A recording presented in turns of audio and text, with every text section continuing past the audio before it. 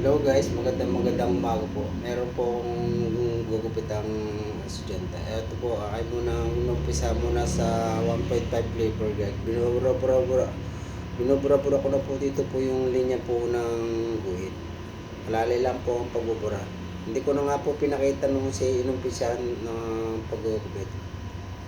Bali, ang inumpisahan ko na lang po ito, pagbubura na lang po sa kanyang linya ng guhit. Bali, alalay lang po pagbuburat, baka po naman maburat.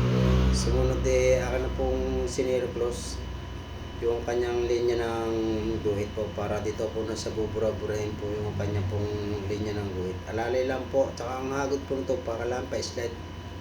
Pa-straight po lagi ang hagod, wag po pasupsup. Kasi pag pasupsup po yan, mag-uuklap po bali ang kanyang gupit niya. Kailangan niya pa-straight cut po ang kanyang paghagod ng clipper. Alalay lang po para hindi po maklab. Sumunod gumamit po ako ng saver para sasayirin ko po yung mga baliwang pusa. Para linis na linis po yung kanyang batok sa likod ng tenga. Para ang gupit nito ay malinis, naka-skin fit po yung kanyang batok tsaka sa may patilya. Bali, ang gupit lang po nito, yung mga tabihan lang ang ginupitan ko. Sige po, hanggang dito na lang po at maraming pong salamat po. Thank you po.